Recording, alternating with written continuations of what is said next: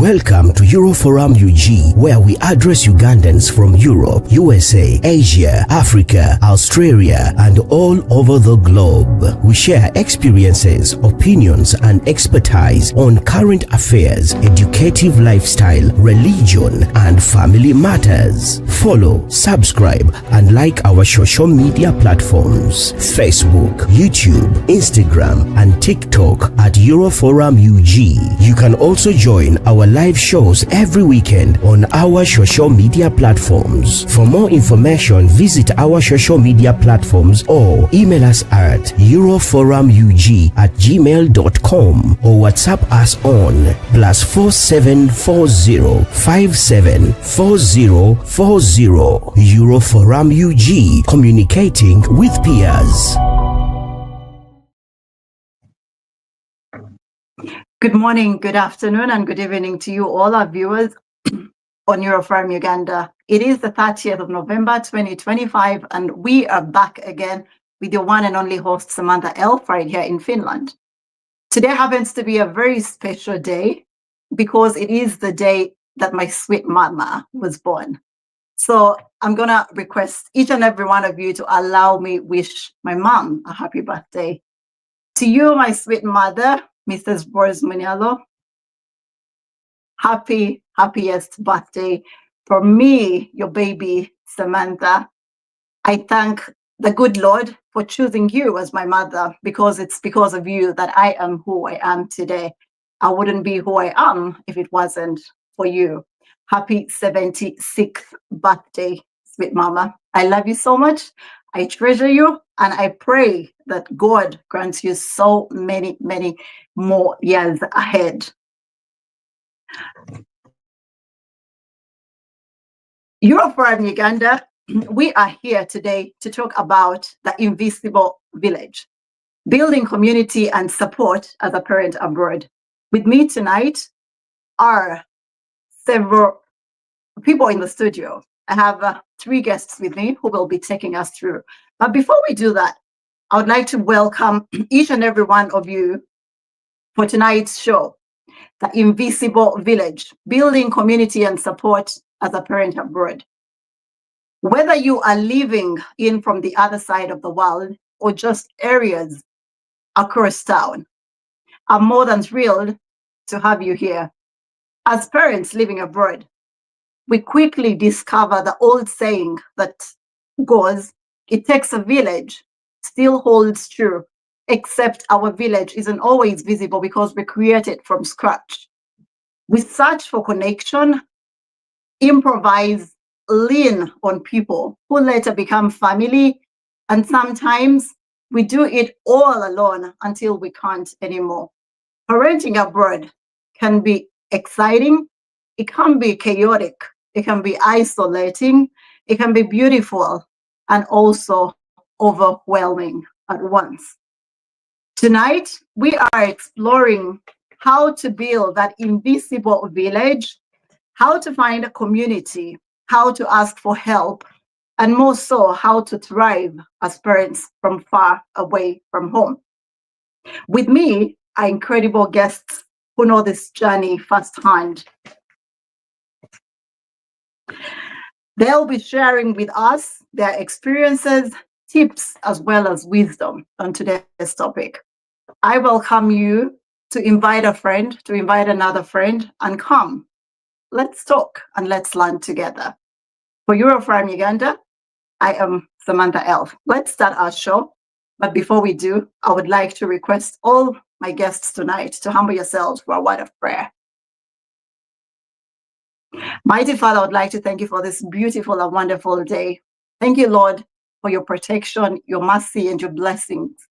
Lord, we thank you for keeping us alive up to now, for there are so many people in hospitals battling with illnesses, battling in pain, and those that are struggling to breathe. Father, we love you and we thank you that we are healthy and have no pain in our bodies at all. We thank you for each and every one that has spared their time to come and educate or share the knowledge with others. Father, help us be a blessing to someone out there and help us love one another. We've prayed all this through Jesus Christ, our Lord and Savior. Amen.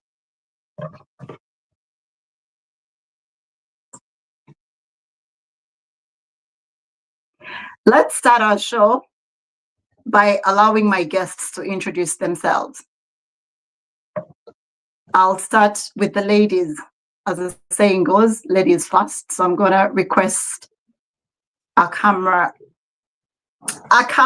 person to let the lady go first. You're most welcome to our beautiful guest in the house tonight. Please take the floor. It's all yours.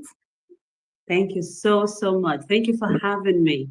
And what an amazing show to be part of. Thank you so much, Samantha, and your team. You're doing a great job. Now, my name is Jonita Bale, and I am a citizen here in Denmark. I work for the integration department here in Denmark, and I am a mother of 4 beautiful children who are all born here, and I have partially grown up here myself as well. So I am a very passionate Ugandan, of course. So that's really what I do. I am passionate about people, and I'm passionate about life living abroad and what that brings to our wealth as people. And so that is where I am really. And I'm just so happy to be here. And I'm happy to be part of this amazing team here today. Thank you for having me. And I can't wait to contribute and to learn. Yeah. Thank you. Wow. What an introduction. You all had it. Joanita, I've never had you here on my show, but I'm more than excited to have you. And I hope I can actually have you again and again and again. One thing that you mentioned earlier was you are a mother of 4. Damn, respect. You know, I did not know that. And I could never have guessed that you actually are a mother of 4. You look so good. You are in perfect shape. Bless you. Bless you. Believe me, I want to be like you when I grow up. I just have one. And I want to be like you when I grow up. How do you do it? Thank you so, Anita, much. I am so honored to have you. You're most welcome to the show, and we are always happy to have you here on Eurofront Uganda. Let's move on. Yes, let's move on with the rest of our guests. We have 2 more guests with us tonight, and I would like them to also introduce themselves before we move on with our show.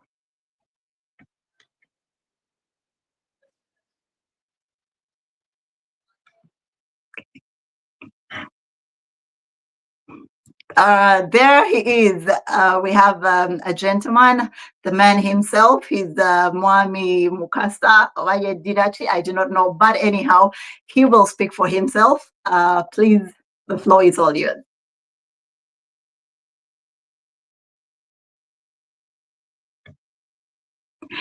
We cannot hear you. I think you've muted yourself. Sorry. Please unmute. Sorry. Thank you very much, Samantha. I hope you care. I'm audible enough. I'm suffering a bit with a cold, and it's really very cold now. It's winter, so I kind of exposed myself to extreme cold, and now I'm suffering a bit. But by God's grace, I'll be fine. Thank you very much for hosting me. I am Benjamin Mukasa, and I live in Belgium for the last 15 years. I am a mother of 2, a girl of 4 years. You're a father of 2. Correction, sorry, not mother. I'm a father of 2. I'm a father of 2. I have a 4-year-old daughter and almost 2-year-old son. So yeah, and I'm very active in Ugandan community in Belgium and in Europe in general. I work as the chairman of the football committee here in Belgium, and also as general secretary of the Eurocranes Association, which takes all the football in the whole of Europe, in the Scandinavia, and in here in the West, and also we are expanding further. America, the USA is part of us also, and Greece is coming in. A lot of exciting things that are happening in the Eurocranes. Thank you very much, Benjamin, for that catchy introduction. I'm sure many of you people have seen me at least host Benjamin before. I think I've had him twice or thrice on some of my shows. So at least he's not new, to my face, or he's not new here on Neurofarm.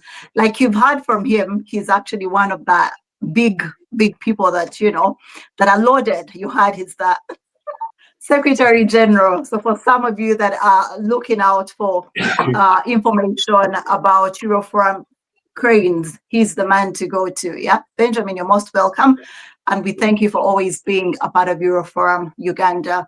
And on another note, allow me officially from on behalf of Neurofarm Uganda to say congratulations to you upon the birth of your new baby boy. Let's move on with the last but not least, another guest of ours who happens to be in Taiwan. You're most welcome, and please take the floor and introduce yourself. Thank you. Greetings, everyone. Ugandans, non-Ugandans, lovers of Uganda. I'm glad to be here again. I'm from Taiwan. I live in Taiwan, Southeast Asia. I'm a citizen as well, and I like to give glory to God for that. Just a little bit of the profile. It's I'm in a country that doesn't have any diplomatic relationship with Uganda. But what I do here is I try to make the connection through different events. I host a lot of events, but mostly African events that keep us relevant to the public scene in Asia, and try to educate people here, the locals and everybody, and also the foreigners, about what Uganda is, who we are as people, and how we fit in the global stage. So literally, that's who I am here in Taiwan, Bonnie Cross. Oh, not to forget, I'm a parent, father of 3 girls, and that's pretty much it. You took that from my mouth. I was about to ask you that, Bonnie Cross, are you a dad? Are you a parent? But you read my mind and actually spoke about it. Yes. You are a parent as well, and you said you have 3 kids. Okay.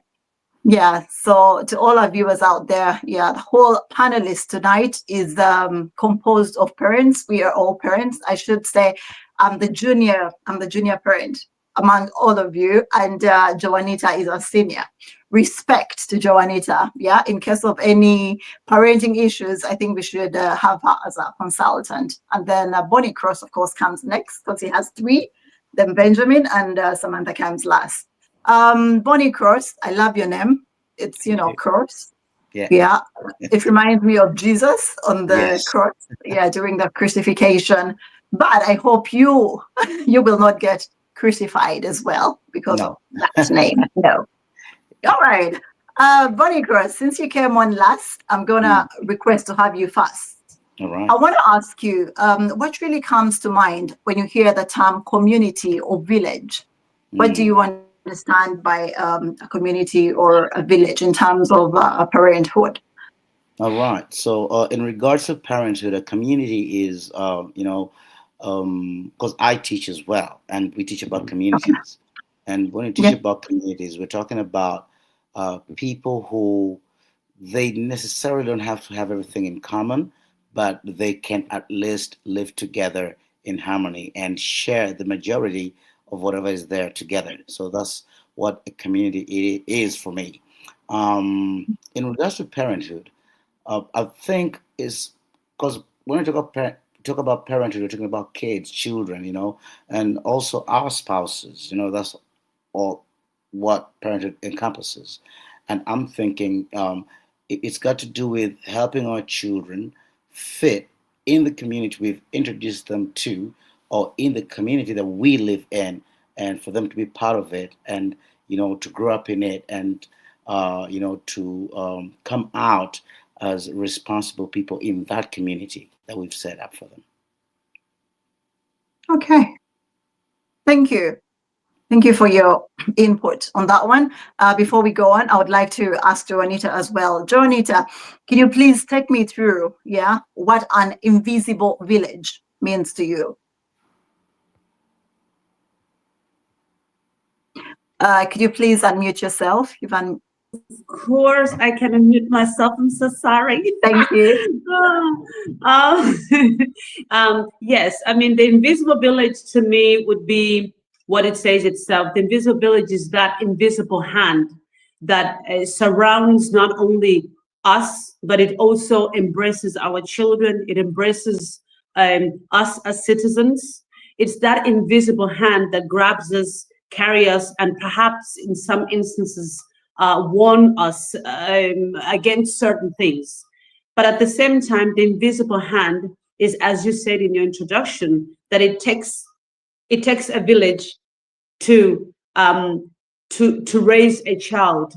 And what that brings me back to is this whole idea, when I think about how these European communities used to be, but how our community now is back home, that when you have children and say they're going, they misbehave or something happens, and that you have people in the community that are willing to actually discipline your child, not in a necessary aggressive way, but they can tell them, hey, listen, what you did there wasn't right. To me, that is an invisible hand, because my child will come back and they would have been raised by someone I did not necessarily see, but someone who in some regards installed something in my child. Now, of course, in these societies, this is not something that is really existent anymore, because there's so much law about what you can talk to your child, someone else's child about or to, before you get thrown into social services, ABCD. So to me, the invisible village is that you live in a community that carries you, that protects you, and in some regards has an effect in how you live your life, how you lead your life, and how you make certain initiatives grow. Do you get me? So we are there, it's a village, it's invisible, but there is this aura that you cannot necessarily see, but it carries you, it pushes you, it nudges you, and it somehow come together to push you towards the right direction. And if you're not careful, of course, this particular invisibility of this village can also push you the wrong way. It can also nudge you towards something that is not necessarily right for you, for your family, for your culture, for your identity as a person, but also as a whole for your family. So it's a very interesting term that we need to cut it up in pieces in order to totally get it. Wow, I couldn't have said it any better. I just want to ask or find out from you, would I also be right to say that invisible village could also refer to people like our friends, our neighbors, probably online support, and probably spiritual or community leaders as well? 150%. It could also be, our broader network that we are roaming in. I see it as systems that we have in our lives. Systems that could be my family that's closest to me. The next circle could be my friends. The next circle could be my church. The next circle could be my workplace. And so we are made up of these, I would say, a village that is made up of these invisible circles that are there to somehow affect us. And as you say, spiritual leaders and spiritual church, communities that are there to carry us through sometimes difficult times, but then other times, as I said before, it's also very important to be aware of where and and the power that lies within these communities, where that can push you towards, and be aware of that, not only for yourself, but in particular for us that are not Danish, we're not Belgians, we're not from these countries, to be aware of the cultural thing that comes with it, the cultural awareness that comes with this whole idea of having children that are growing up in these societies and how that can affect them. I think that is a very interesting aspect to ponder. It is indeed. Yeah. Okay. Thank you very much for that submission, Joanita. Moving on, let's talk to Benjamin. Benjamin, what what's been the hardest parenting challenge that you have faced abroad, and how did you manage to navigate it? Thank you, Samantha. I don't know if I've managed to navigate it, but I think I'm still in the waters, and I take it day by day. But yeah, I was never a parent till I came to Europe, so I only know parenting in Europe, and it's a huge challenge. However, if you build networks around you and you have support, it makes things easier because of the responsibilities you have. Everybody is expected to work, and we work in sometimes very odd hours, and sometimes you don't get enough time off work to be able to look after the child. But if you build a certain network around you, it makes things easier. And the financial bit is not that challenging. However, if you don't have an income, that's a huge challenge. However, like I said, I don't know much about parenting in Africa, but in Europe here, if you are unable to look after your child, at least the government gives you support.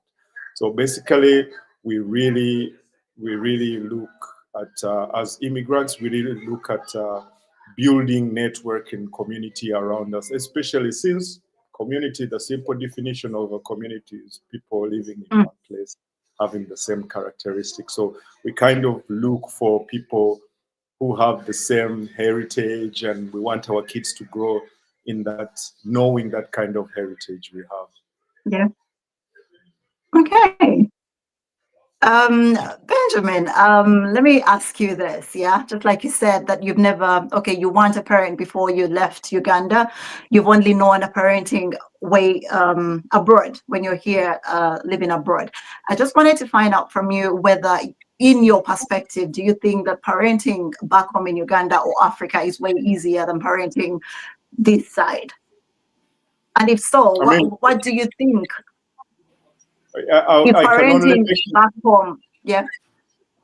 I can only make a comparison by how I grew up and how. Okay. Yes. Yeah. Take us through that. I think the challenges that children face in Africa, let me say in Uganda, because I will not speak for Tanzania or Nigeria or elsewhere. I'll speak for Uganda, are completely different from the challenges that the children in Europe face. So in comparison, you cannot say one is easier than the other, but it's all a challenge. It's a challenge. You have to give time, you have to give values, you have to give discipline, and all these things that you have to provide.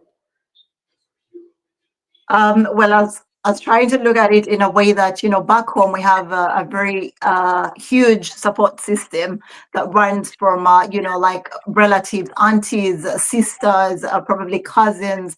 I believe back home, it's very easy to find somebody to stay with your child or actually take care of your child free of charge. But when it comes to life abroad, for you to get a nanny or a babysitter to even take care of your child for 1 or 2 hours, you have to spend a lot of money. So many times you rather, stay home away from work, because you know that the money that you will at least lose at work might actually be cheaper than paying somebody to come and stay for 7 hours with your child. Bonnie Cross, what do you think about this? What's your take when it comes to parenting abroad versus back home in Uganda? Is there any difference? Do you feel it's a bit lighter, or is it basically the same thing? Yeah, I think it's kind of a two-way journey. First of all, parenting back home is definitely easier because it's community-based, right? Like when we used to grow up, someone that just mentioned it and said it takes a village to raise a child, and you'd realize that most of the time you are accountable to everybody in the village. So that's how you were raised. And even our own kids, when we raise them, like we have neighbors, and they naturally feel that they have part a responsibility to help you raise your child, and I also have partly a responsibility to raise my neighbor's child. Yeah. That's different abroad. Abroad is basically everyone for themselves, unless you find, and even if you talk about communities here, like you don't have like immediate neighbors, you know. So normally here it's all by yourself, you know. And Yeah. when you're raising your child, you just have to make sure that you try to help them create an identity that is not clashing. Because most Yeah. of the time, kids we raise abroad, you know, they kind of, I'm not saying all the kids, but mostly some of them, they kind of get out of touch with their identity, you know, like culture identity and, you know, who they really are and who they're supposed to be. So I think raising kids back home could be easier uh, than raising kids abroad in that aspect. But now, here's another one. How about if we look at it in terms of safety and security and all that? Um, Raising kids at home might be a bit challenging, you know, because of the um, you know, social status that we have. You know, a lot of things going on, the safety. We don't have a lot of. We have a lot of good people, also a lot of bad people who are ready to cause harm to our children. So that may be a challenge, which might not be abroad. Like me raising my children abroad here, my children can go wherever they want to go. You know, like I can trust the system in this country to protect Yeah. my children because it's a priority. So that becomes easier for me to raise them. Like my own children themselves to church, to events. I Yeah. mean, it's easy to take the bus or the train. You know, everything is set up, and you Yeah. know, yeah. But back home is hard. Like just getting a taxi at the old park. You have a young girl who's like 12 or 13 years old, and one time, just personally, my daughter told me a story whereby this guy came out of nowhere, like, "Hey, sister, she's a child, you know." So Yeah. all kind of things that might be a challenge raising your child back home in Yeah. terms of safety and all that. So I kind of think like it's a two-way thing. Like, Yeah. uh, of course, raising your child abroad might outweigh raising them back home, and also depends Yeah. on there or not. You know what I'm saying? Like sometimes we've raised our Yeah. children absentia, we're not there, and sometimes we've been there, but still, I mean, those are my points. Like, yeah, it's a Yeah. two-way track thing. Yeah. Okay. So what you're trying to say, Bonnie, is that both of them have pros and cons. Yeah. So Definitely, it yeah. just depends on how you're looking at it. Sure. Joanita, please just supplement on what Bonnie Cross has said. What do you believe, or what's your take when it comes to parenting abroad and parenting back home in Uganda? Let's talk about the safety aspect, for example, and then probably that independence, aspect. At what age do kids back home, become independent and start doing things on their own compared to kids that are born and raised here abroad? Now, I can only also speak on regards to, my studies and what I've learned and what I've heard and what I've seen also. But I also grew up in Uganda because I've had all my kids here. But I can definitely say that the level of independency, I mean, here there is an age that goes from the age of 18, you are independent. It's a big deal here. It's like that's when you throw your big party. At the age of 16, that has just changed here in Denmark. The law changed in the last couple of, I think, 1 or 2 years, that you can now drive when you're, I think, 16 or 17. So the independence of being able to drive, alone is a huge deal. But now let's go back a little bit. So if we say in Uganda, I would also find many times that the kids are so mature at an early, very very early age, where there are so many things that they can do in comparison to what these kids can do in Europe. And I think quite often at times it depends on the parenting system, the parenting that they are getting from their parents. It depends many times the way their parents were raised. This is how we're going to raise our kids. And quite often enough, it's a generational thing. But I also think there is some strength to carry in that. I think there is some strength in the ability. Yeah, there is some strength in the ability of being able to be independent enough to say, I'm going to go and cook. I'm going to go into this, and I'm going to, there is not that sugarcoating in Uganda. We don't sugarcoat our kids in Uganda. Yeah. Today, a child can climb up a tree, and we're guaranteed that, the child will not fall. Here, it would be a big deal. Be like, no, get down. No. What if this happens and what if that happens? So what I'm trying to say here, that the protective mechanisms that are in place here sometimes prohibits our kids into maturing appropriately at the right age. There are some areas where kids here are also quite mature in comparison to children back home. They are more, they're more informed in some regards. They are perhaps a bit quicker in some areas.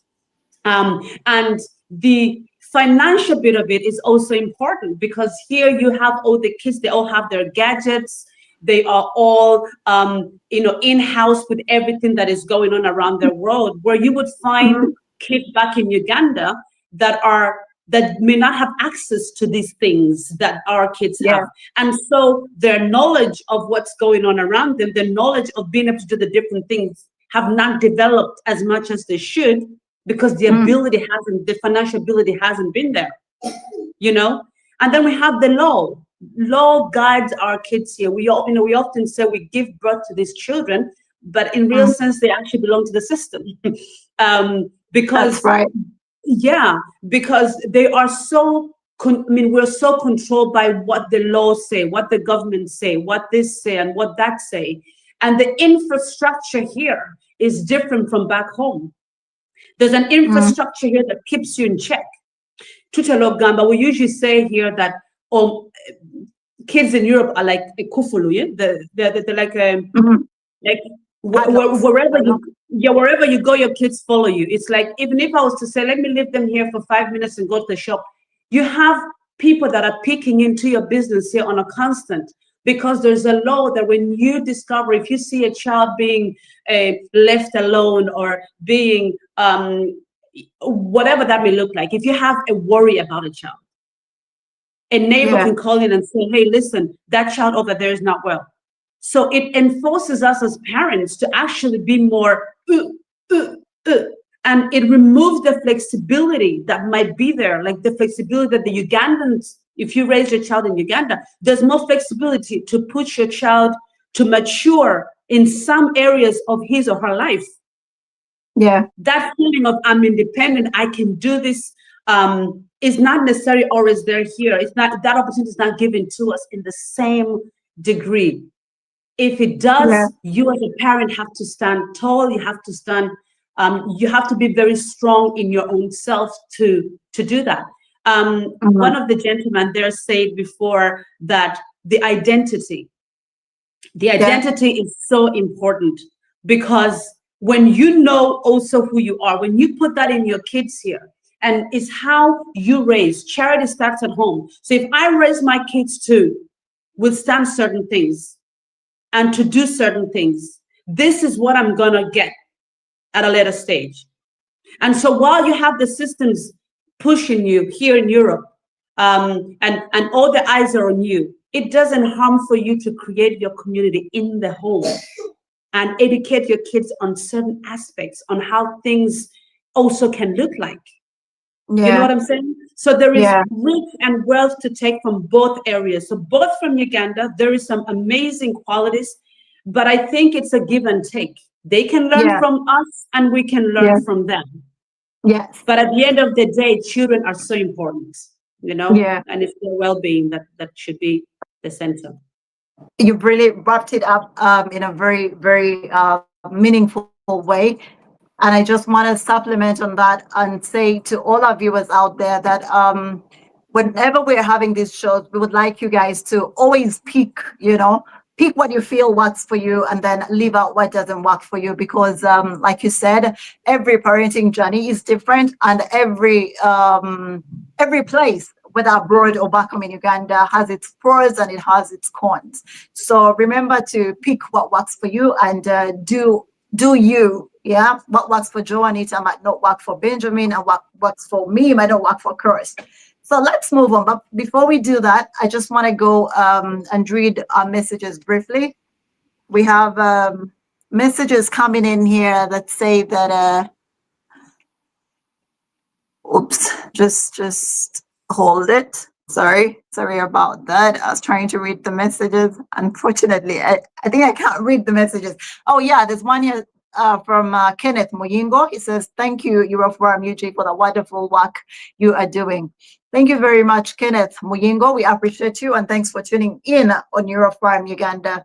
To all our viewers out there, we are live on Facebook as well as YouTube, so feel free to tune in on whichever social media handle you prefer. And going forward, I would like us to also acknowledge the fact that we have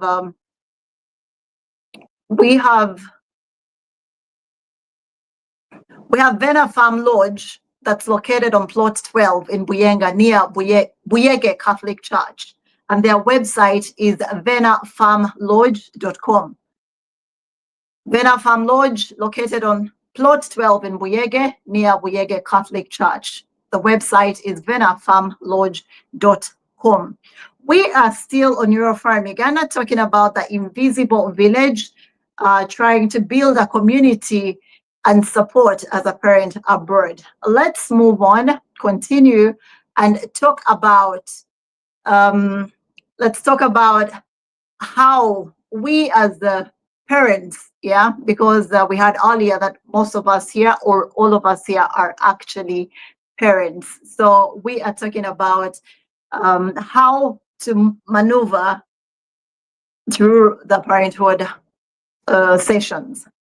Let me take Bonnie Cross on this one. Bonnie Cross, when you arrived abroad, how did you start finding or building your support network? How did you do that? Okay, so when I first came to this country, I because it kind of has a it's kind of a what do you call it? I think it's kind of a monosystem culture. Most of the people believe in the same thing and almost do the same thing. So it's not that diverse as other cultures, maybe in Europe or other places. So it took me a while. I came for the first time, I didn't like it. Came for the second time, I didn't like it. But then the third time, I managed to bump into a group of foreigners. And these were not necessarily Africans, but at least they were foreigners. So my first, bunch of friends that I bumped into were Americans. And then I realized that there are also Black people here. And, I found a couple, most of them are students, mostly. But, I realized that there is a community. And so, I started building my community based on that. Also with my interests, like, with music as one of my interests, I kind of like looked for people that I shared the same passion with. And yeah, that's how it started. So that kind of helped me. But also, you got to be careful because when you meet people, it doesn't mean that you'll naturally vibe with them. So you need to find people you can vibe with. And I think it's a process.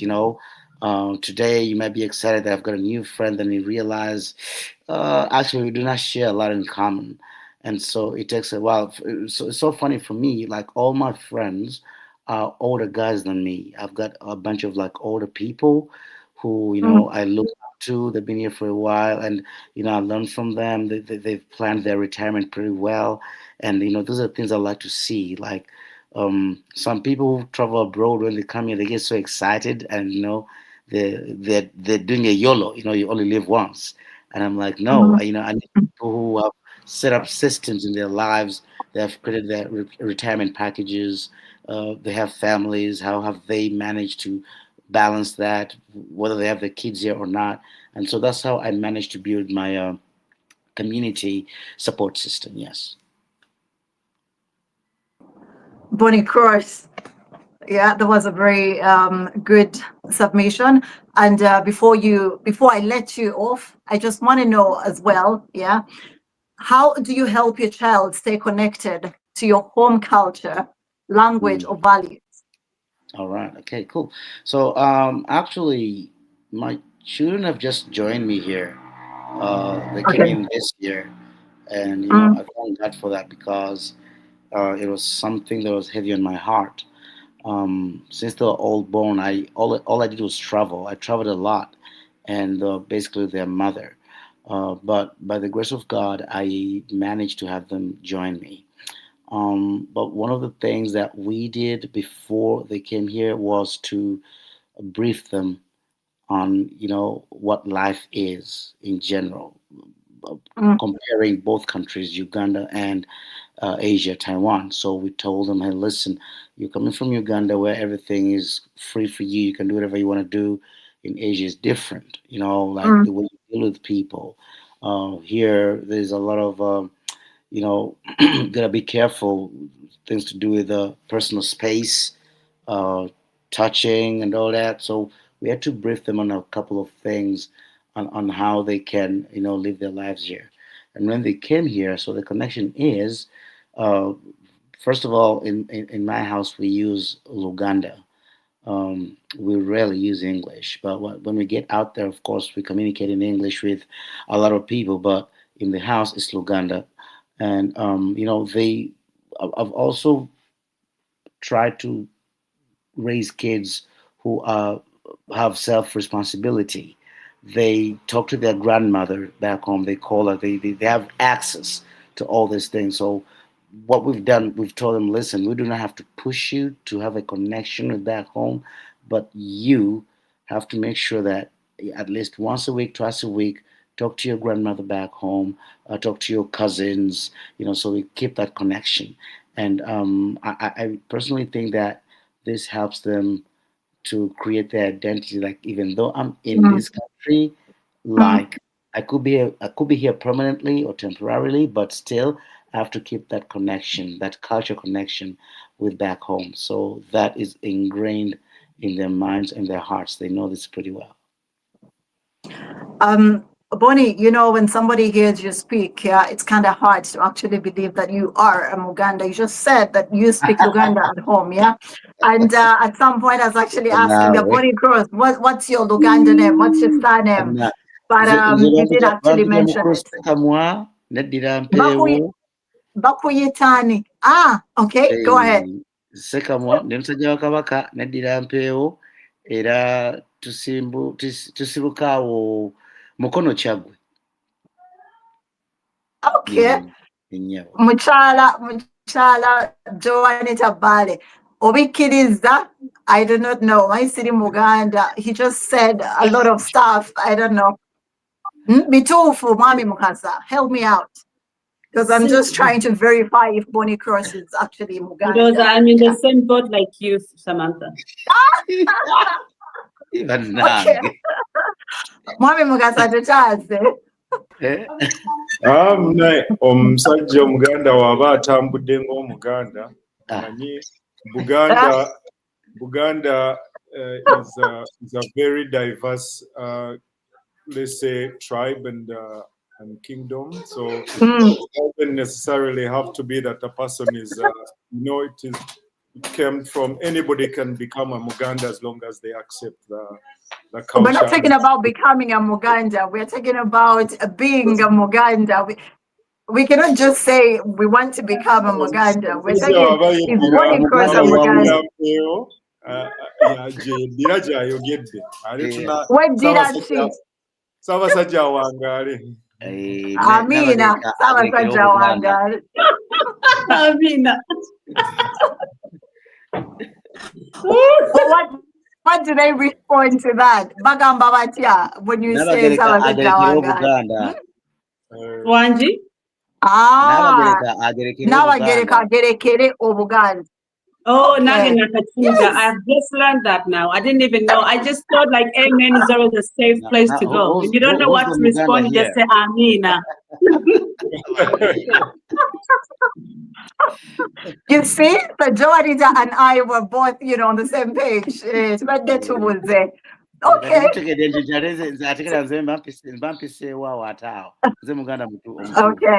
Okay. That is very good. Abali ku Eurofarm Uganda, tuli Baganda, tuli banna Uganda. Yes, we should actually put it that way. The Mali Naga and Muganda and my I mean, yes. Okay, the thing is, to everyone out there watching us from wherever you are, we do appreciate your time. We do appreciate you being here on Eurofarm Uganda. We just got we got a message from Mr. Kasire. Mr. Kasire happens to be the patron of Eurofarm Uganda. He says, "Thank you, Samantha, for the show. I am honored. Thank you, Mr. Kasire, for being part of Eurofarm Uganda, and thanks for watching." Yeah. Tutwale Mwami Mukasa. Yes, Mwami Mukasa. This is yours. Yeah. Take us through. Yeah. If you have a friend, Ngamupia, a new immigrant parent who is just starting their journey, what advice would you give to them? I don't know. A parent has a new parent. Yeah. So correct. Auntie Uri. Yes.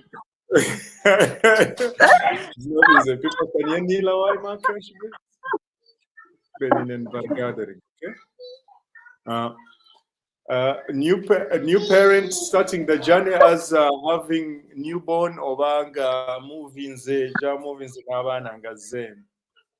A new parent as they from Uganda to wherever abroad. Ngayagala tips on how to start and fit in, and also probably raise a child. What would you tell them? First of all, I would like to congratulate Mr. Cross. The last time I was on Euroforum, he was making plans of moving his family to Taiwan, and his wife was on a visit that time, and I thank God that your plan has worked and your family is with you. So, yeah.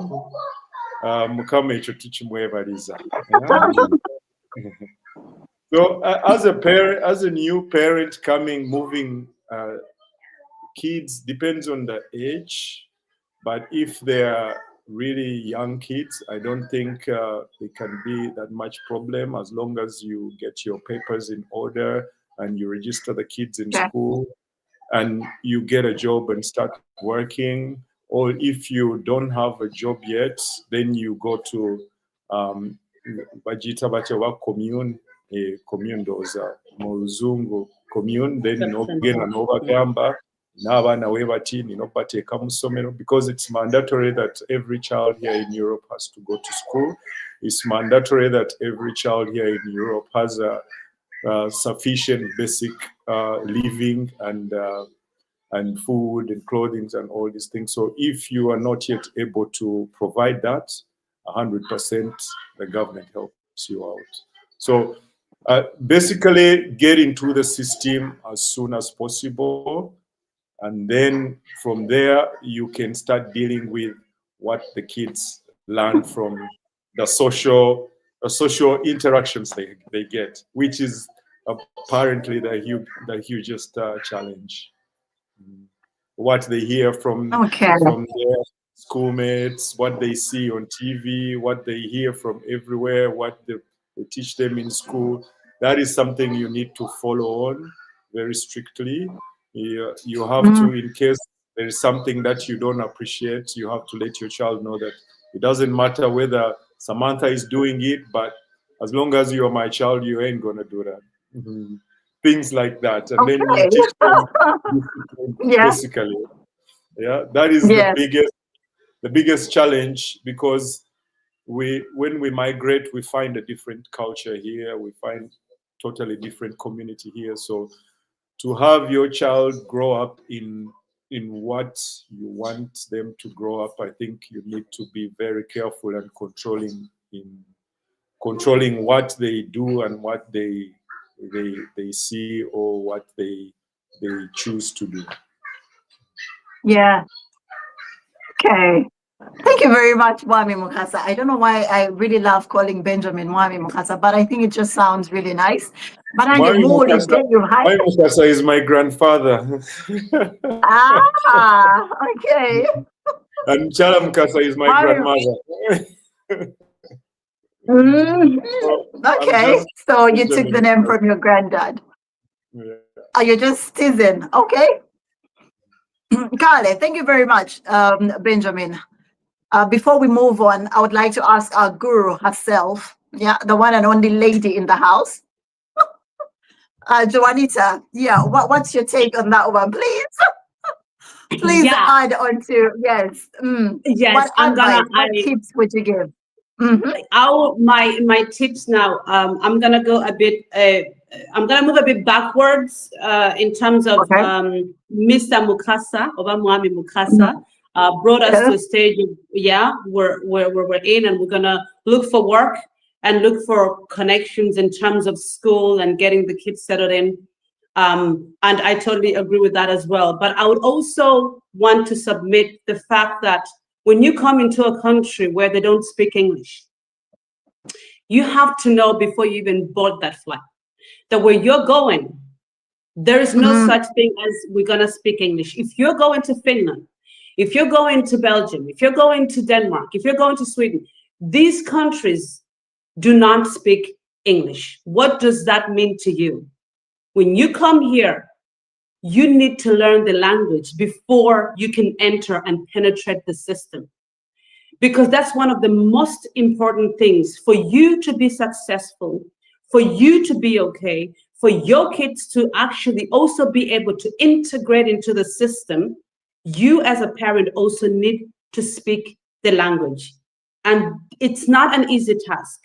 And I'm not discouraging this, but I have been working with families that are coming in from war-torn countries, coming into this country. And one of my job indeed is to integrate these families and provide them with initiatives on how to get onto the working force, how to get into work, and how to help them integrate into the system in terms of work, in terms of social services, in terms of education. And I definitely and totally agree with Mr. Mukasa when he says that there are certain things that you also have to choose away from. And this takes me to this whole idea that I'm so crazy about, this thing of integration or assimilation. Those are two very different words, but they belong to the same world. And what integration and assimilation, integration is basically, I'm gonna come in here and I'm gonna choose to do maybe 30% of what this culture, this new place has introduced me to. I may choose to do A, B, C, and D, but I'm definitely gonna hold on to this whole idea of when they do what, when they're kneeling, or my kids I have to keep some of my culture. That's what we would call integration. And what I tell these families when I work with them, it's important to hold on to some of who you are. Now, the other word, which is assimilation, is you completely decide to change 150% and become like the people that you have gone over to be with. So you choose to become totally Danish. I mean, I don't care. I'm just going to be Danish all the way. I'm going to forget everything that I ever learned from my grandparents, from my mom, from my dad, everything Ugandan, I am going to forget. And when you come in and you have a family, one of the most important things is that you must not assimilate. Assimilate is not a good thing to do. And this is not something that I'm saying, but studies will tell you that when you assimilate, there comes a time where you actually do not know who you are. We go back to the identity thing, right? So in order to keep your identity, in order to find yourself in this new system, in this new country, with norms and values that are different from your own, you gotta be able to keep some of yourself, keep some of those values. Because when you keep those values and you stand firm on those values, that could also be another key into penetrating into a new system. What does that do? It shows the people that you're among, the country that you move, that you also have of your own. You did not come to this country empty, empty, or you didn't know who you know who you are. You know what you stand for. And when you do that, you're also showing your kids that, hey, you can do this, but this one here, you don't do because that is our culture. You're right. So what I find interesting often at times when I work with these families is they think, and I also have friends, that they think they must assimilate. They must change completely in order to get a job, in order to be accepted into the society, into this invisible village, into the community, they must change, and they must change in order to get in. But that's not the fact. When I show up at work and I show up as I show up, I'm not gonna necessarily straighten my hair. I'm gonna be this confident Muganda woman showing up with my ways of being. You will find that these people also will start showing a level of respect, a level of interest in who you are as a person. And so if I get an immigration family over and I'll probably be like, okay, listen, what are your resources? Are you resource strong? Do you have an education? Don't you have an education? And if you don't have one, this is where we can go. But depending on which country you're going to, there are laws and regulations. And one of them, from speaking from experience in this country, when we came there 30-something years ago, it was the language was the barrier.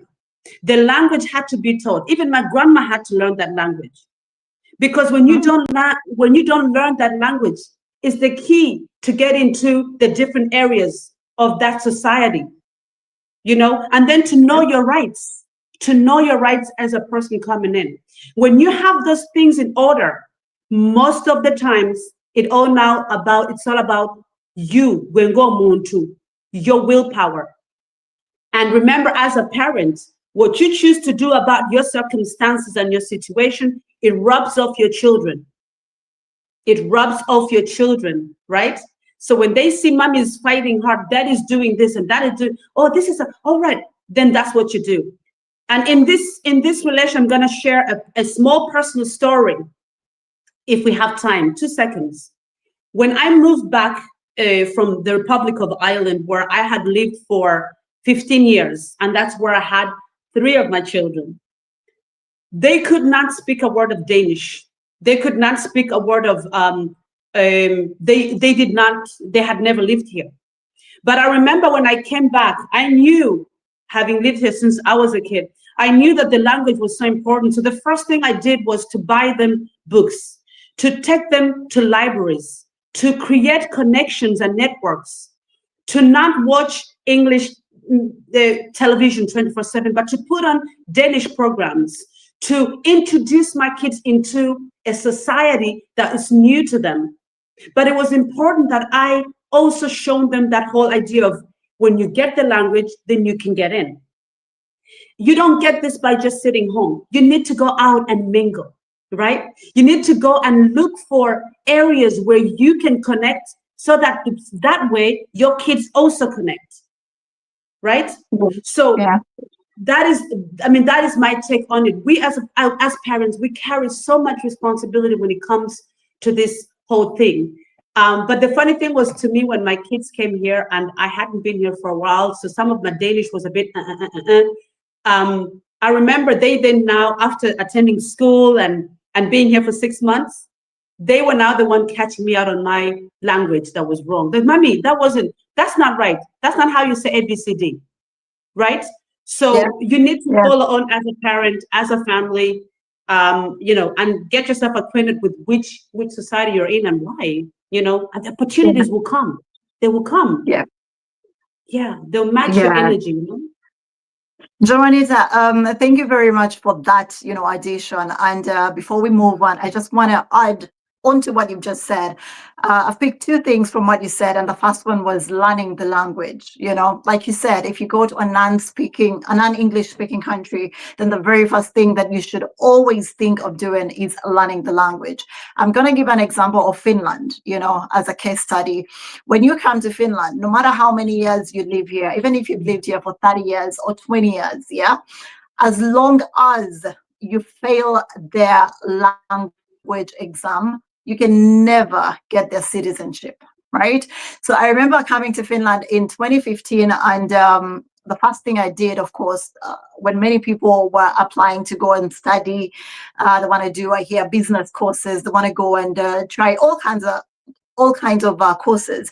I thought to myself that the very first thing I wanted to do was go and study the language, because I also believe that when you learn the language, then life becomes easy. You can easily integrate, you can easily mix up with the people. And so I went and studied the language.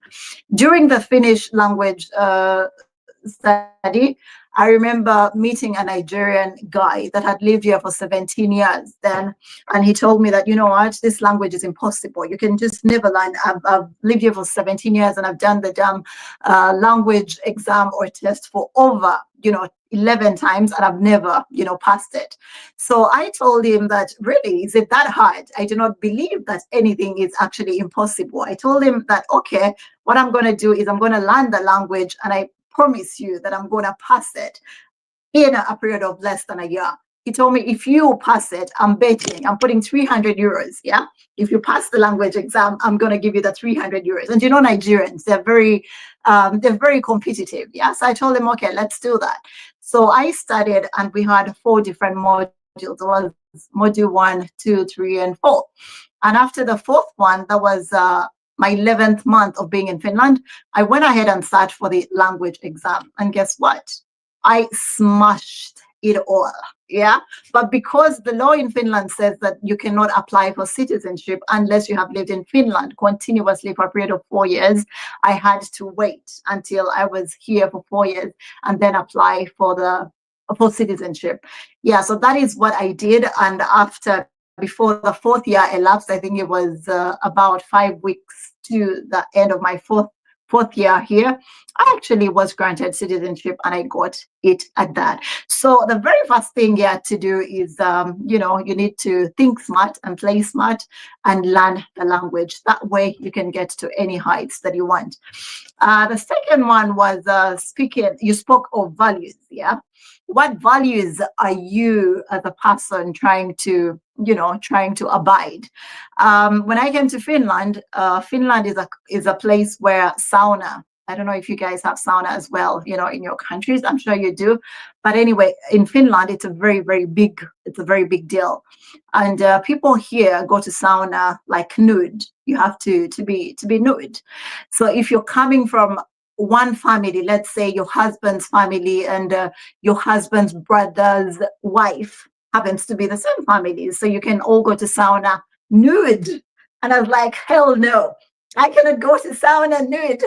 When we are with other people, I said, I can go to sauna with your brother's wife, just the 2 of us, but I cannot go to sauna with your brother and his wife and me and you, and we're all nude, we're all naked. So speaking about culture and values, as in what values do you as a person, you as an individual, you can take on certain values that we come and find, but there's some that we should retain as people from a different culture, because I, as a Ugandan, I believe only my husband should see my body. I cannot undress for someone else. So yeah, those were the 2 things I wanted to expound on.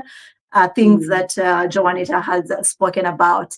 And then going forward to all our Christian fraternity out there, I just wanted to let you all know that today is the first Sunday of the Advent. So for those of you that celebrate it, please do, in whatever way you do, take a drink. Take a drink tonight or go to sauna like I'm going to go, because I'm off tomorrow after a very, very long day at work. To my guests, you are great. You are doing well. I'm having a very, very wonderful time. Like Bonnie Cross said, YOLO, you live life once. Thank you for that term. I'm going to start using it. I think it's cute. It's classy. Yeah. Just say YOLO and we move on. Okay. Moving forward. Let's actually ask Bonnie Cross. Would you like to talk to our viewers? Are you sleepy? For those of you that do not know, Bonnie Cross is in Taiwan, and it's quite late. His ends. I'm just gonna let him take one more, question, and we'll request him to actually bid us farewell, so we can let him go and rest. Yeah. In everything we do, we should always catch at least a minimum of 7 hours of sleep, because we want you healthy. Samantha is a nurse over here, so I really am an advocate for mental health and well-being, right? Of course, are you there? Are we together? Yes, I am. Okay, good. Good. I just wanted to find out from you, about what are some small ways, yeah, that parents can use to build a sense of community whenever they feel isolated. Like, what can you do as a parent living abroad, yeah, to break that chain of loneliness or that mood of feeling lonely? Yeah, right. Mm, I think the first thing is to accept who you are as a person. Like I said earlier, like it's possible and it could be easy to meet a lot of people and think that you're part of that society, but there's actually not nobody you're vibing with. So it's better for you, first of all, to accept who you are with the society you live in. I live in a society that is pretty so self-centered here where I am right now. And living here, my only neighbor is he's a Chinese guy. He's been my yeah. only friend for almost 8 years. Mm, All other people, everybody minds their own business, and we're good with that. I told my children right away that, you know what, when you come here, you might not have as many friends as you've had back mm, home. mm, Uh, my youngest was asking, "Am I gonna make friends there?" I'm like, "Well, I'll be honest with you. No, I don't think you're gonna have those many friends, but you may have some friends. Yeah, I cannot guarantee that, but let's come and see." Okay, what I've done is basically because I'm an event organizer in this country, and what I do is wherever I go for my events, I take my children with me, and they make friends. I had an event yesterday, the Blues Bash for all the blues music lovers, and my youngest actually made another friend. So that's how I kind of create that whole socialization package, right? So no, not something forced. Because I'll be honest with you, I do not believe in what do you call it? Play dates. I don't believe in play dates for some reason. I don't want to force my children to play with people. Like it should be natural, right? Like I shouldn't be part of it. I should only be part of it if I'm trying to figure out what kind of friend they have. But I'm not gonna be. I've seen parents on Facebook writing and saying, "Hey, we're here," and you can't blame them though. But they're like, "Oh, we're here and we have a child. We're looking for mothers who are of the same age so we can play mm, together." I'm like, okay, yeah. but yeah, we tried that before. By the way, we tried it, but so the thing is, this one child loved dancing. My youngest is a dancer as well, and so they had to go for this dancing class. The only difference is the other child had too much attitude. You know, these kids who are they're Mm. raised spoiled, and so she would answer Yeah. back at her mom. My children don't answer back at us. You know what I'm saying? Like Yeah. we, we have this sense of discipline in the kids. And now my daughter's like, wait a minute, how come she can talk back to the mother? I don't talk back to Yeah. her. You Yeah, have Yeah. those conflicts. So what I do is like I go for all these little events, go to the park, and once in a while, I think as a parent is just take it easy and let it flow naturally, and also kids must understand. Like I used to have a lot of friends, but then now I realize I don't have those many. As you grow up, your circle kind of becomes smaller, and then you have a lot of Yeah. acquaintances, Yeah. other people that Yeah. they're acquaintances, but they're not actually friends, And That's so, right. yeah, so kids, I think they should also learn this. And I'm not going to force anything on a child, but they should Mm, understand the way of the world. The way of the world is if you have friends, mm. good enough. If you don't have friends, Yeah. it's okay. Life goes on, but do not Exactly. force. Yeah. Yeah. Okay. Bonnie, actually speaking about that, there's this saying that I usually tell people that less is quality. Quantity is not good no more. Yeah. While we were younger, it was fun. It was nice to have, a whole lot of people that we regarded as friends. But then as we grow older, I tend to realize that actually friends are not people that you call and talk to. Friends are people Mm, that will be there for you, when you're in need, and then you'll also mm, be there for them when they are in need. But you just spoke about the play date, thing, and how different, child upbringing is out here.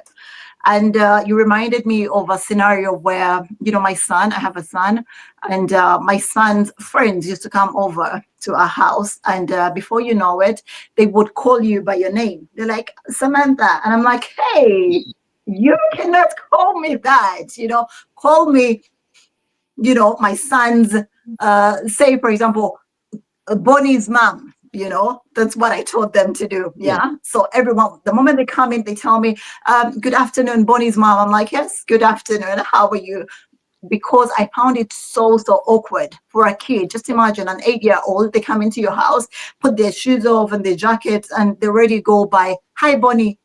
And I'm like, oh, no. And to them, of course, it is normal because that is the standard. That is what they're used to.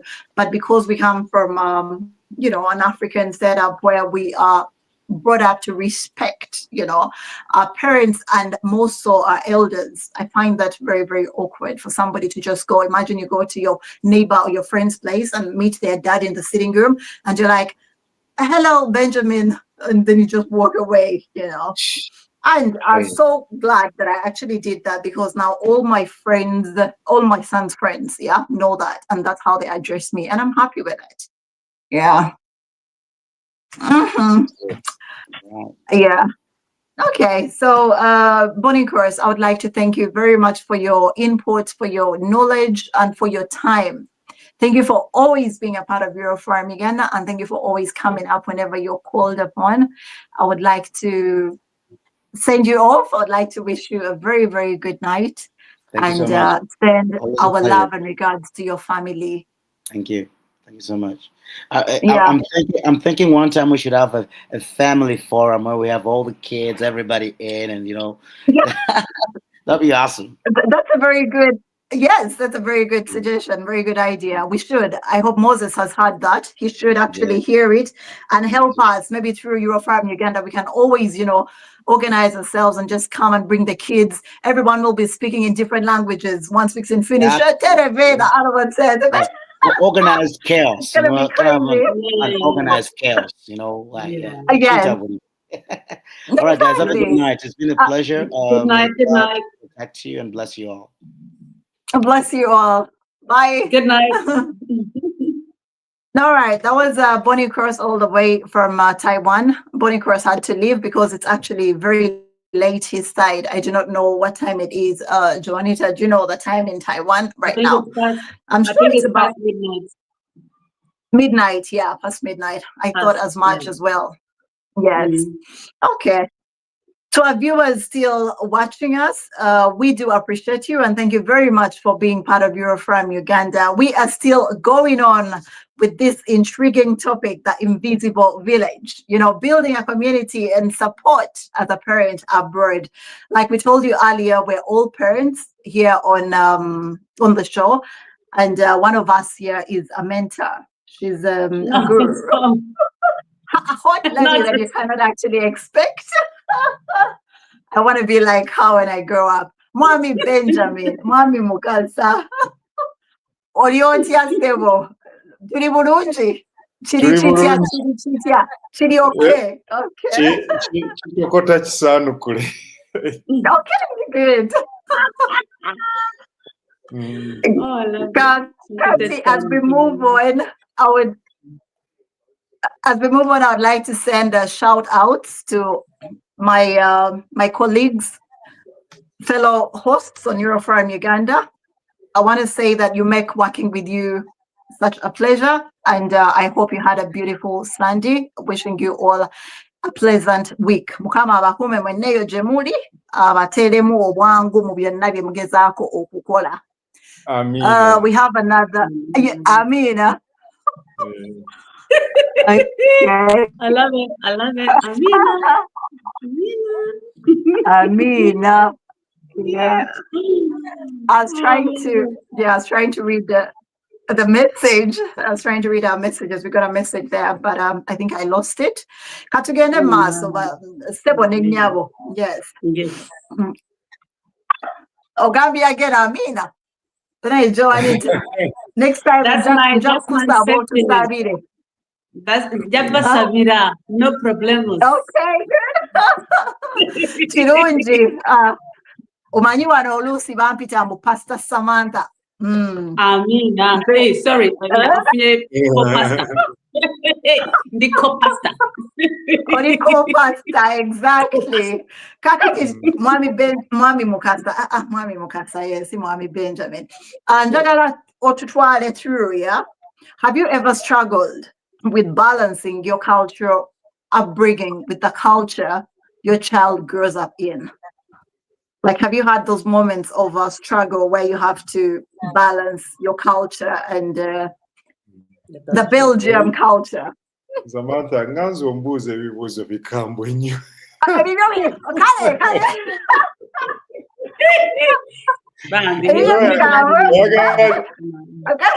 Oyagala neddike ku Euroforum. Kale Mwami Mukasa kati kuwe kino tukireke ekyo kale mukyala Bale ajo kiddamu. I can put it in a broader perspective, not me personally, but from what I know. When I came to Belgium many years ago, of course, I to be honest with you, I never had a deep thought about it. It just kept happening, and I ended up thinking, okay, I am here. I had no expectations all thoughts before that. So, but when I got here, of course, I got a shock. Yeah. Especially when you come from a place where there are a lot of African values that have to be instilled in you, and then you come here and you find completely different, contradicting cultures. It kind of either it discourages you, it gets you lost, or it makes you appreciate what you were raised with. So that culture shock is always there for everybody who comes, including me. It really shocked me. And I, like Juanita said, you have to pick out certain things that are beneficial to you, and you have to exclude things that are detrimental to you. I will say, for example, like if you're a man, you have to look at what you want in life. What kind of do you want a family life, or you want to be on your own doing your thing? Because here in Europe, both ways are acceptable and very normal. Yet in Africa, it is kind of, you become like an outcast if you don't have a family life, you don't have a wife, and you don't have kids, and family puts always pressure on you to have that kind of family. Yet here, you find that many people choose not to have family, choose not to have a wife, or an alternative way of living, like having kids without having a wife or a partner and things like that. So it kind of, me, I just felt like I need to keep certain things like those, and yet the less conservative things, I was okay to let go. And I will tell you, for example, I came from a culture which is less tolerant to homosexuality and lesbian, basically. But when you come to Europe, it teaches you to actually look at these things more keenly and not look at what somebody does in their private life, but what they contribute to your life, basically, and to the community. So all these things I kept learning, and also the culture of timekeeping, the culture of appointments, all these things, they came as a cultural shock. You know, in Uganda, when you tell somebody, come at this time, you say, come around this time. And then they will come later than around this time. But here in Europe, if somebody says come at 3 or 5, it better not be 3 or 6. It better not be 3 or 7. Rather, and if you come early, you have to wait till that time. So, and also if you have to see somebody, you have to make plans before, not like in Africa where you just say, and you just pack and go. Actually, they like it when you surprise them, but here in Europe, you don't surprise people. You have to give them time and place, beforehand, and so all these things. But some of them I understood why they do things that way, and some of them I did not understand. But understanding it and choosing whether it works for you or not is a whole different aspect. I hope I did my best to answer your question. Because personalized to me, but to give it a broader perspective. Mwami Mukasa, you have nailed it. You have actually, brought it out very, very well. Kachowade wetisa chi, yeah. And actually, kuchoyogede about living or choosing how to live your life, yeah. Abroad here, like you said earlier, people choose. I remember the first time I came to Finland. That's when I had a lady tell me, because I asked them that, do you have children? She said, no, I don't have children, and I will never have children. I'm like, okay, why? She says, because I do not want to have children. So for the very first time, it actually clicked in my brain that, okay, this part of the world, there are women that choose, just not to have children. Yeah, vis-a-vis the fact that they biologically cannot have children because of probably the way they were created by God. Yeah, that I learned, number one. And then also I told myself, I think I should actually stop asking people certain questions like, do you want to have children?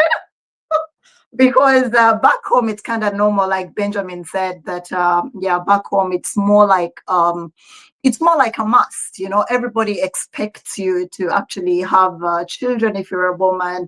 And then if you're a man, they expect you to actually have a wife, like you said earlier. But here it's more of a free world. You do what you want. Some people choose to kulia kashi and, party after party and go party after party. And then some choose to go in for the family-based kind of life. Yeah, time management or we usually ask that, is it Ugandan time or is it actually the real European abroad time? And when somebody tells you, no, it has to be real time, I'll be there on the dot. Ugandan time, then it's a bit flexible. So yeah, that is it. Muchala Bale. Joanita, do you have anything to supplement on that? You want to throw in something as well? I'm going to throw in something very quickly. Thank you so much, Mr. Mukasa. I'm really picking from that as well. And I just want to say that in the question of these dilemmas of raising kids and what should I keep, and these cultural dilemmas that we find ourselves in while we're raising kids in these countries, it can actually be quite daunting. But I can share an experience with you, being that I came here when I was about 6 years old. And I remember that at home, we had a different culture, which was the Ugandan culture. And this is something that goes, what I'm about to say, I think is something that goes to anybody who's raising a child in a family that is not, like ethical Danish, or ethical Belgium, or ethical Finnish, whatever, us in our circumstances, because we're raising kids up in a culture, in two different cultures. So what I want to share is more this whole idea. This is how I felt when I was growing up, that I was going home to Jajja and my dad and my family, which we were Ugandans, and that's what we practiced. Those norms in the home, the values in the home was kneel when you're greeting, don't look your parents in the eyes when they're telling you, when they're disciplining you. Those a whole different culture settings in the home. But then as soon as you step out of the home, I step out of the home and you go to school, you go to the outside world that you live in, the culture, the Danish culture. Then you had a second culture, which was their culture that you had to adhere to. So when you were being disciplined at home, you're told not to look them in the eyes. You're told to, if you look them in the eyes, then you're obviously lying. But and then the Danish culture, they used to tell us that you need to look us in the eyes. If you don't keep eye contact with us, that means that you're lying. Or it would be something like anything else, but that's just a simple example. And what that did to us was like we got slightly confused, but not completely confused. What happens there was that we created, or I created a third culture. So you have someone coming in this world, and in this different new world, you're raising kids in two cultures. You have your own culture and you have the majority culture, which is the country that you're in. But something that we often forget, or that is forgotten about kids that come from different cultures or being raised in different cultures, that we create the third culture. And the third culture is where I say, I choose some from this culture and I choose some from this culture, and then I create my own culture. So it's very important in this case that parents understand the confusion that might be going on in the heads of these children, and that it's our job to make them grounded, to make them confident, to remind them that instead of maybe cursing at these cultures, that it's something that you can embrace. It takes an understanding from parents who are raising children to understand that when you tell me, but remember, when I go to school where I spend most of my life, most of my day, I'm told them will be the completely different thing. So what I found was when I came home, then I was Ugandan kid. When I left home and went to school, then I had to adhere to what they were saying. But as I said, I ended up creating my own culture, which was a mixture of the two.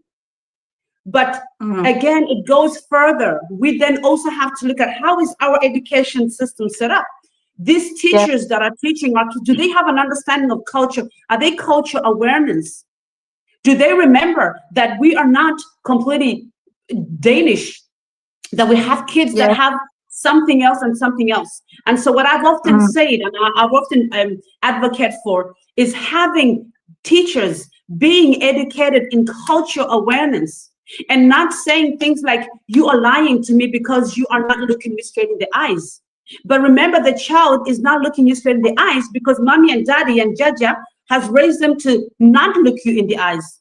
But if you did some education, if you took some time to learn about other cultures than your own culture, you would understand that in the African culture, this is how it is. And in fact, this child is respecting you, is not disrespecting you. So my whole thing is, it's not enough to touch the surface. We must go deeper. And deeper means we need to look at us, the understanding of us as parents raising kids in these cultures, different cultures, but also an understanding from, the government needs to do more, put more money in, getting teachers that are maybe from different backgrounds, getting teachers that are different than the usual Danish person. Don't get me wrong. I think that's, I'm an advocate for that. So we choose, we live, and then we make this culture. It's very important for you to understand the third culture that our kids create in their heads that we as parents may not necessarily understand. But if we took our time, spend time, listen to our kids, they're not necessarily disrespecting us, but they're taking something from the outside and creating their own way. So that's a personal experience that I definitely feel that me and my siblings felt like that was a big deal for us growing up in these cultures. Yep. Joanita, there you go again. Viewers buffet. Yes, of course. All our viewers, you've heard from Joanita herself, the horse's mouth. Thank you very much, Joanita, for that sensitization. It is actually, very, very brilliant. And I would like to say that people back home or those watching us, I'm very sure that they have learned a lot from today's show, because you guys have been filled with all the good knowledge and information. And even myself, I have picked a lot of useful information that's going to help me during my parenting journey. So Mami Mukasa, I hope you're picking notes as well, because you said earlier that you are also, maneuvering. You haven't, you're not done yet. You're not there yet. Yes, every day is a learning process. Yeah, we always learn a thing or two every single day. I keep telling people that no one can actually know everything. Yeah, we all learn from each other. Just like Joanita said, you remind me of some years back home in Uganda, where whenever parents or, like you said, grandparents were speaking to a child, they would always say, "Don't read a mass." So, akakaba, so I used to ask myself that, all right, when somebody looks at an elder, straight in the face, they say, "Akana, kalabe, kakaba," have to read a mass. So yeah, it's just like you said, people should learn to get informed about different cultures and get to know, what is done there and what is not done before they actually crucify or lay judgment upon a particular child. Yeah.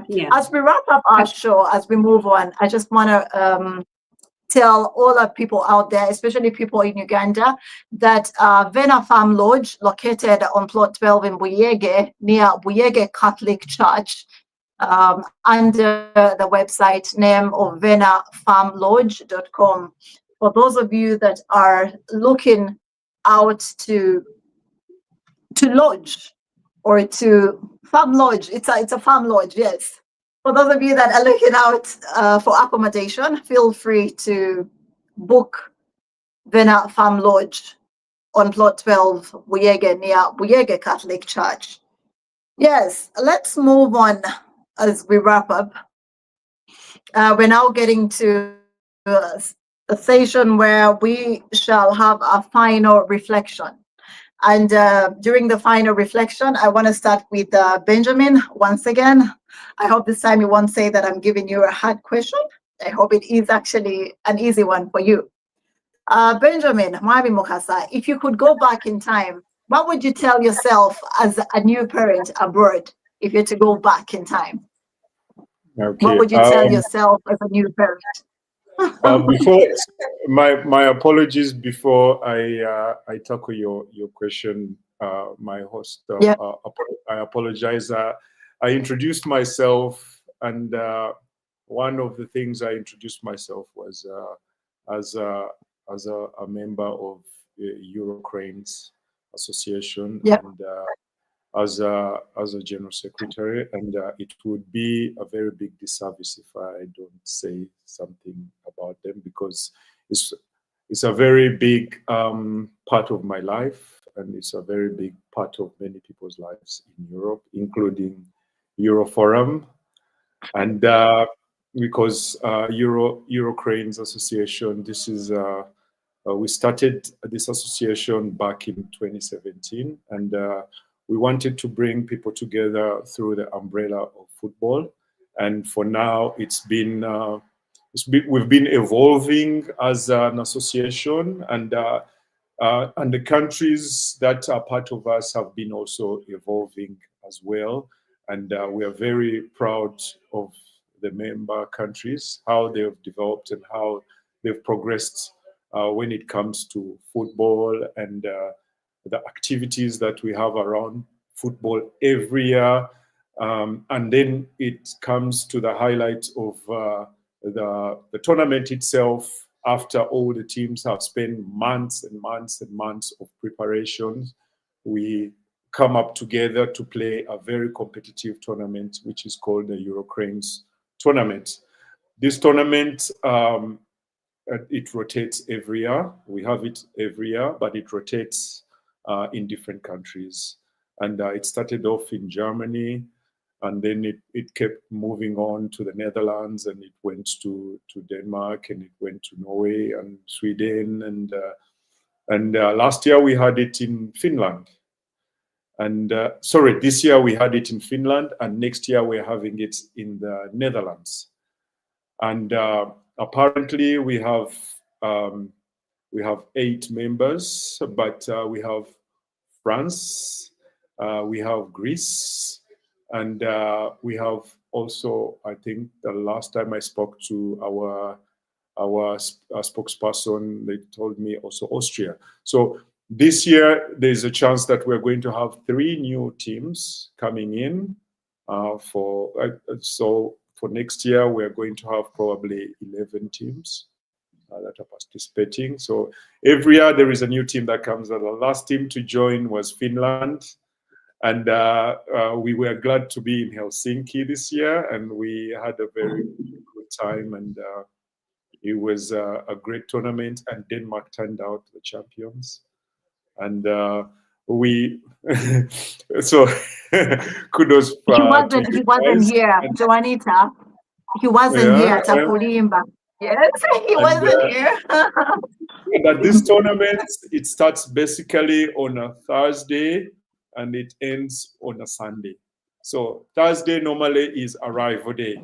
People fly in from the US, from the UK, from Belgium, the Netherlands, Germany, Sweden, Denmark, all everywhere, Norway, and they come, and Ugandans, we converge in one city, one country, one city, one place, where we have many activities besides football. We get so many stalls where Ugandans sell Ugandan stuff, from clothing to food, and then we have also barbecues, and then we have also our fellow Ugandans selling snacks and all these things. Then we also infuse it with also our other cultures. We try to involve the culture of the country in which we are being hosted.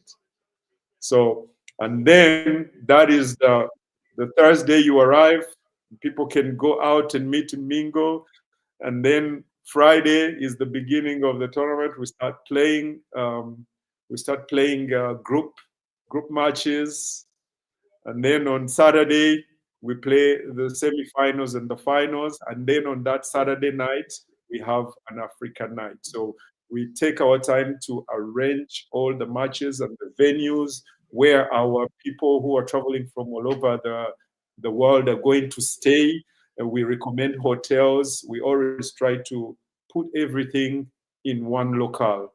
We try to find, we always try to do it in the capital cities, like we had it in Helsinki, and hotel in which 90% of the people who came to that weekend were just living across in the hotel. A hotel was just across the road. So, and then the Kampala night was also in the same building of that hotel. So we try to put everything together so that we don't have trouble for logistics and time.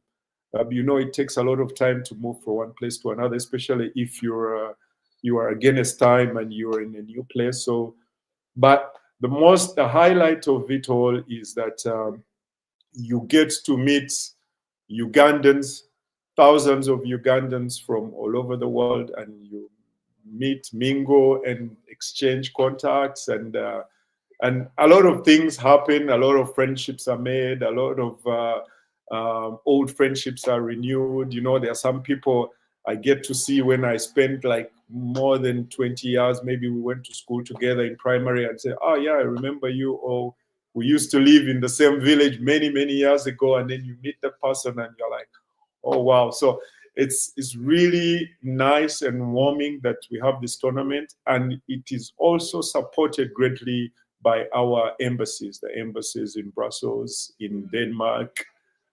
We work together and they really support us. So please, next year, 2026, we are going to have it in Amsterdam. And we're going to have more teams than we've ever had before. And it's going to be fun. Just imagine a summer, because it's going to be actually in the first week of July. And just imagine the first week of July, what happens in Amsterdam is something nice. Now you add on top of that our tournament and Ugandans doing all these activities in Amsterdam together. It's going to be a great time. So I encourage you, check your time schedules at work, ask for day offs very early, book your tickets, and come, let's have a great time in Amsterdam. Now I'll go to your question. I'll just put it in a wider scope, you know. Benjamin, Sorry. I'm sorry to interject. Yeah. Sebo Benjamin, I'm sorry to interject here. You said the first week of July, but could you be more specific and tell us the exact date? Okay. Normally we're going to Benjamin, you just said the first week of July. Could you be more specific and give us yeah, the exact dates.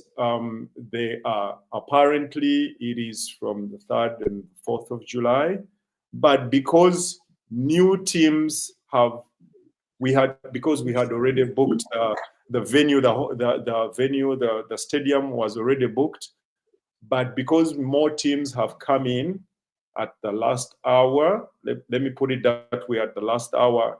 Not last hour that the tournament is almost starting, but last hour after we had booked the venue. So we need to expand our infrastructure, because before we used to have one football field and we will get all the teams playing and everything. But now that there are more teams coming in, we cannot use one football pitch. So we are looking for an alternative structure on that same weekend, but a different venue, but still in Amsterdam. So talks are still going on, but we cannot completely confirm the venue before we confirm that. Sorry, we cannot confirm 100% the dates before they give us 100% that the venue we want. There is already a venue and booked and everything, but we might not be able to hold the capacity that we expect.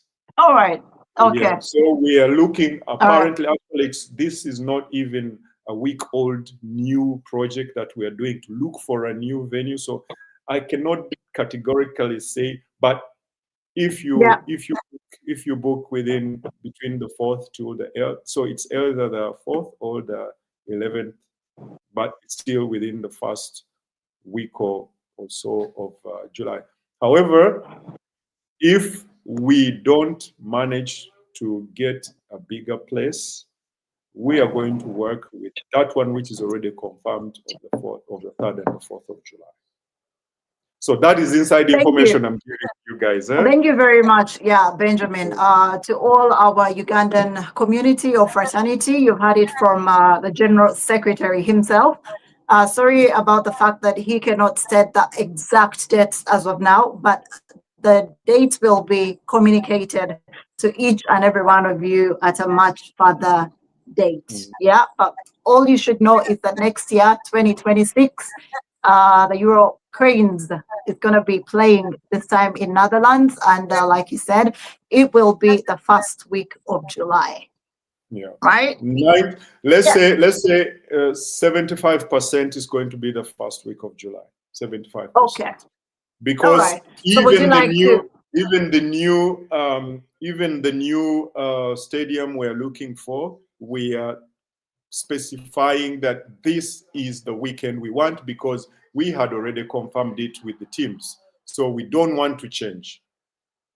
So it's just that I don't want to be 100% giving you information, and then after 1 week I come back and say, you know what, we changed, and then say, you know, this guy was telling us, but he was not even sure of what he was saying. Yes, we got it, Benjamin. Now let's go back to our question. Okay. The question was, if you go back in time, what would you tell yourself as a new parent abroad? That's our final question for tonight. My first advice would be have kids as early as possible. Okay. One, and number two, when you're choosing the person you're having kids with, take your time and be very sure that is your person. Amen. Yeah. Amen. Because many times we work with feelings, and you know, how does that person make me feel? In present language we call it connection. but you cannot plan a future on connection. Huh? You have to be logic about it. So I wish I could have advised myself like that. Okay. Thank you very much. It's very, very important for people out there searching or looking for love. You had a very good tip from Benjamin. Yeah, be very sure of the person that you want to be with before you actually have kids. Kokali, very, very important. Thank you very much, Benjamin. Lastly, but not least, I'm now going to go to Joanita. And Joanita, I would like you to wrap up the show with this final question. What does a strong village look like for you today, and how can others create their own? Thank you so much for that amazing question. So how does Invisible Village looks to me? It looks to me strong family members. Yeah. A good networking within the community.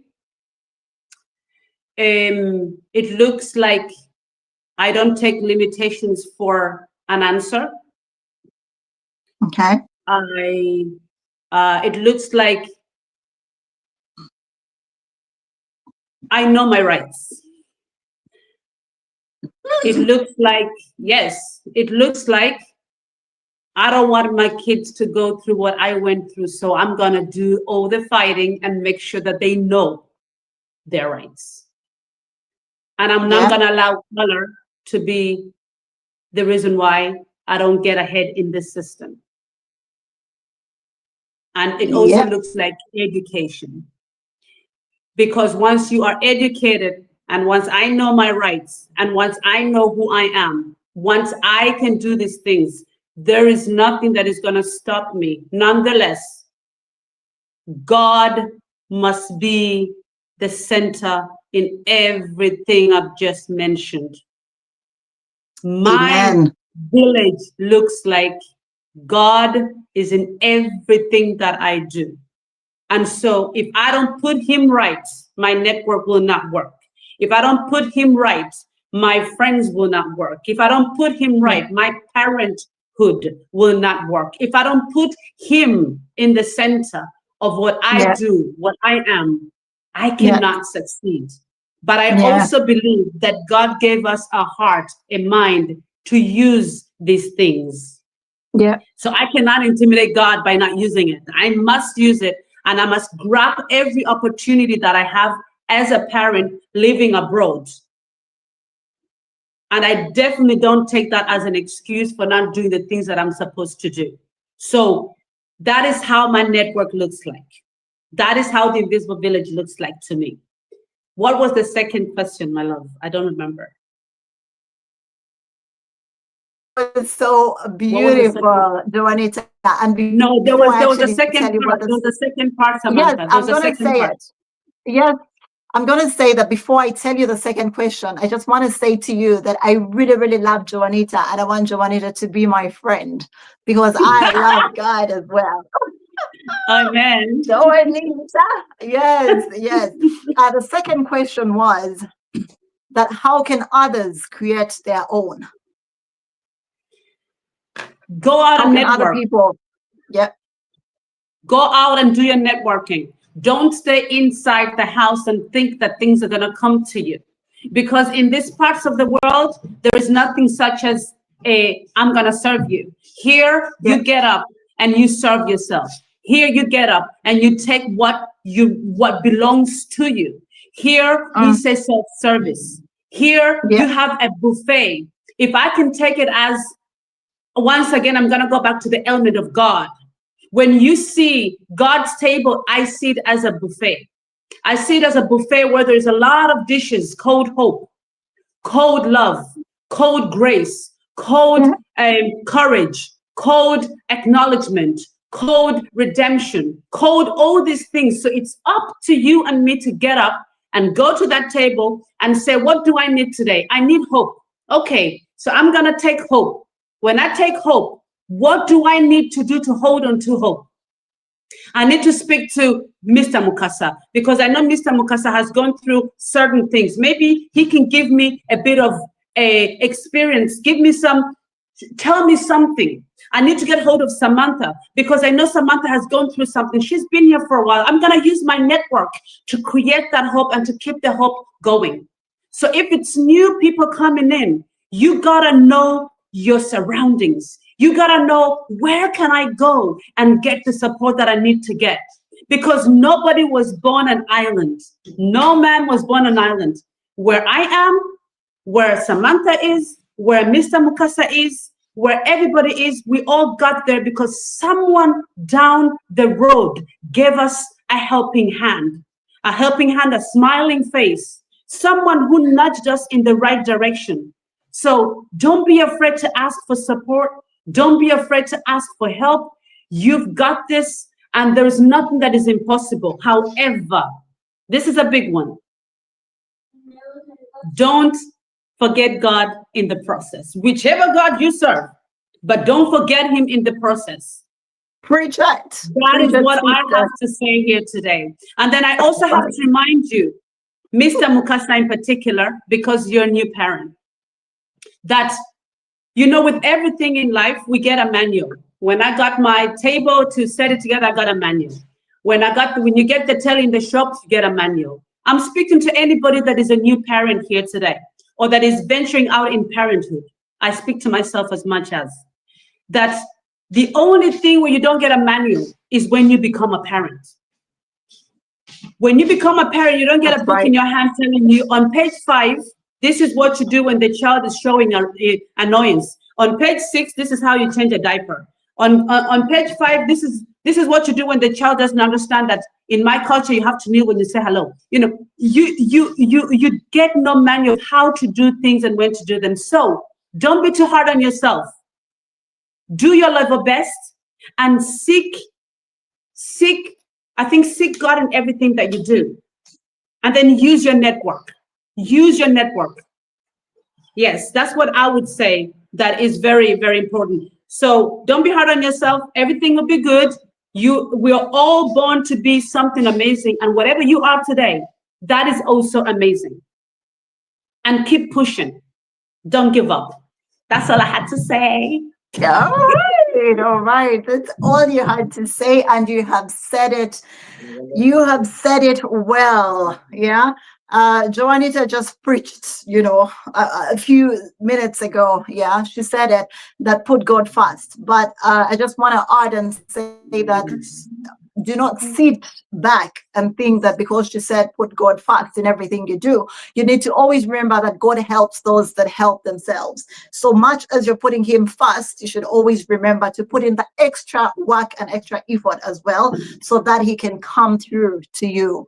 Do not be like a story that I read about a man who saw a lion coming, and he started praying to God and saying, God, please help the lion. Please go take the lion away. Let it not, eat me up. Yeah. Do not be foolish. Try to use your brain, because God gave you one. When you see a lion coming, run as fast as you can, but pray to God in your mind and say, God, please make me faster than this lion. Take me further than the lion so it does not eat me. Yeah. At the end of it all, I also want to say that at the end of the day, none of us parents are truly alone. Our invisible village may not look like the one we left back home, but it's real, it's powerful, and it grows every time we reach out, share, and support one another. Let's keep building, let's keep connecting, and keep reminding each other that community isn't a place, it's the people who show up. Together, we can make the impossible possible. Thank you very much, Joanita and Benjamin, for being lovely guests tonight. Before we go off, I would like you to send or give your last remarks as we close the show. I'll start with Benjamin this time. Yeah. Thank you very much. I'm always blessed to be here on your forum to say something that I've experienced or something that I know and I share with you, our viewers. I always treasure this opportunity. And what I would say before I leave is that, like Joanita said, in everything you do, trust in God. If you don't trust in God, then there is a huge problem that you're going to face, because a man without faith is a man without a life. So when I say a man, I loosely relate it to human beings. So please, in everything you do, trust in God and seek God in all these things, and everything will be well. Me personally, I wouldn't be where I am if I wasn't prayerful, if I wasn't believing, if I wasn't trusting in God all the time. So if you have to say, inshallah, then you say it. If you have to say, if God is willing, then say that, but say it in your faith all the time, seeking God.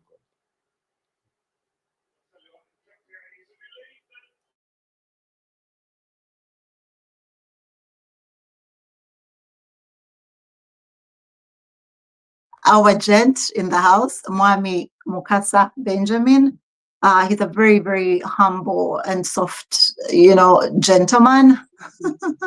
Mwami Mukasa. Thank you very much, Benjamin, for being here today.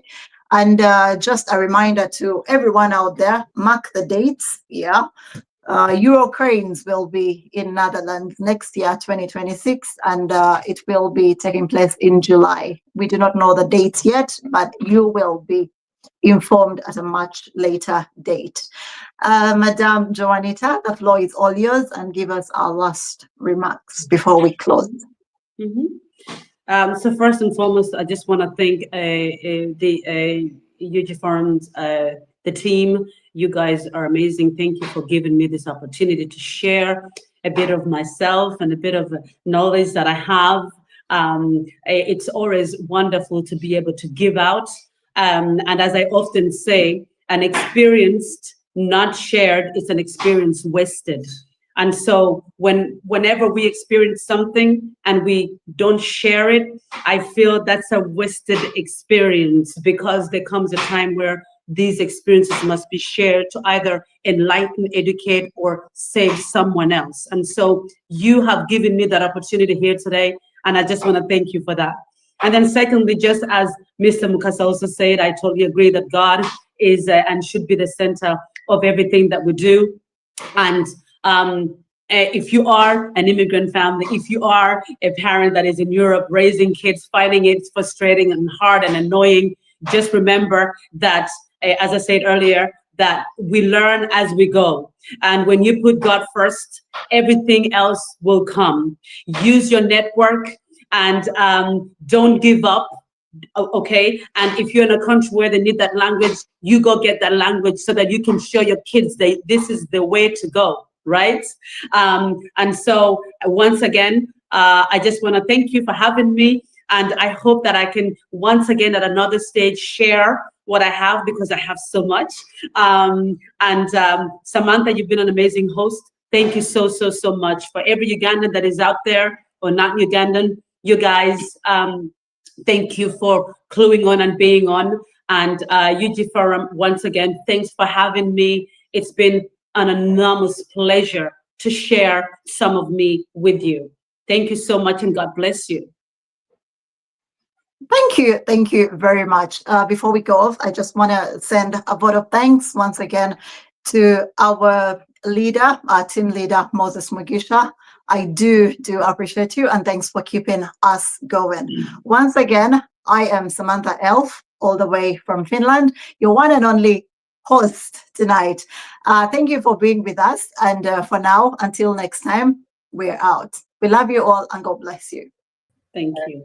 Yeah, Thank quite you. Bye. Welcome to Euroforum UG, where we address Ugandans from Europe, USA, Asia, Africa, Australia, and all over the globe. We share experiences, opinions, and expertise on current affairs, educative lifestyle, religion, and family matters. Follow, subscribe, and like our social media platforms: Facebook, YouTube, Instagram, and TikTok at Euroforum UG. You can also join our live shows every weekend on our social media platforms. For more information, visit our social media platforms or email us at euroforumug@gmail.com or WhatsApp us on +4740 574040. Euroforum UG, communicating with peers.